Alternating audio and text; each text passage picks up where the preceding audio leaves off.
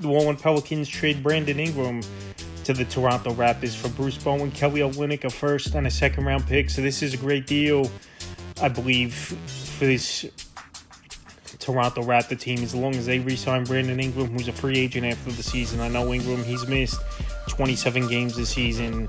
I know he didn't want to re-sign with the Pelicans. He's a free agent after the year. But if Toronto could re-sign him, and to be honest, they didn't give much up in this deal besides maybe that first-round pick with Olynyk and Bruce Bowen not being big-time players, more role players and expiring deals at this point in the NBA careers. I like this deal for this Toronto Raptor team. And if they keep the team together, it's a solid starting five with Emmanuel Quickley, RJ Barrett, Scotty Barnes, Brandon Ingram, and Jacob Pertles on the season. For Ingram, 22.2 points a game, 5.6 boards, 5.2 assists, 2.4 threes, and 46% from the field. So the thing with Ingram, we know he's a lethal scorer ever since he came up with the Lakers, and then he got traded in the Anthony Davis deal, and now dealt off here to the Toronto Raptors. And the Raptors, I know they're 16-35, but like I said, this is a move for their case that they hope they get a player in here, re-sign him, and next year they go all in and have a decent season. So in terms of fantasy basketball, hopefully Ingram's back sooner than later. And this Pelican team, you figured they would get off either Ingram or Zion Williamson. One of them was going to go at the deadline, and right here, it's Brandon Ingram gone.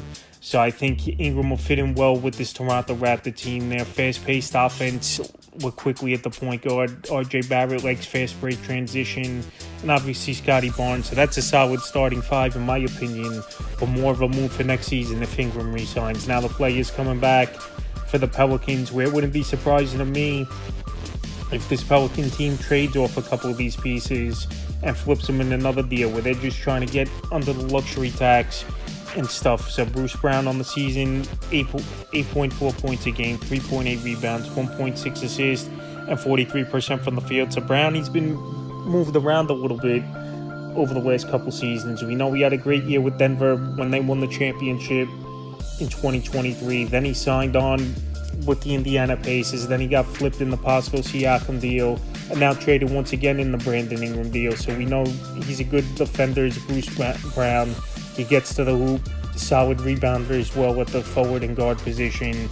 But right now in New Orleans, you know it's a logjam of guards over there, even with DeJounte Murray, who tore the Achilles in our first season. So like I said, New Orleans, it wouldn't be surprising to me if they either buy him out or trade him in another deal with his expiring contract, Brown. So we'll see what happens with him and Kelly Olynyk. He's a player that's just bounced around a lot, and the center spot is open over there in New Orleans for playing time. So Olynyk, we know he's a stretch five on the year, 7.1 points a game, 3.7 rebounds, 2.3 assists, and 50% from the field. So the fantasy implications for Brown and Kelly Olynyk really don't change, where honestly these guys could lose some playing time.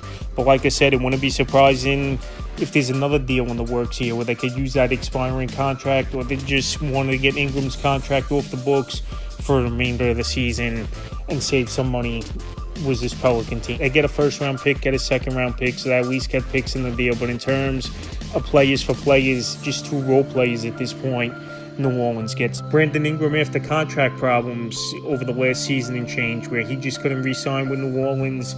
A deal never went down. He gets traded to Toronto, and we'll see if he's going to be back on the court sooner than later, and see if he signs an extension, or at least in the offseason re-signs with this Raptor team for the remainder of the 2025 season.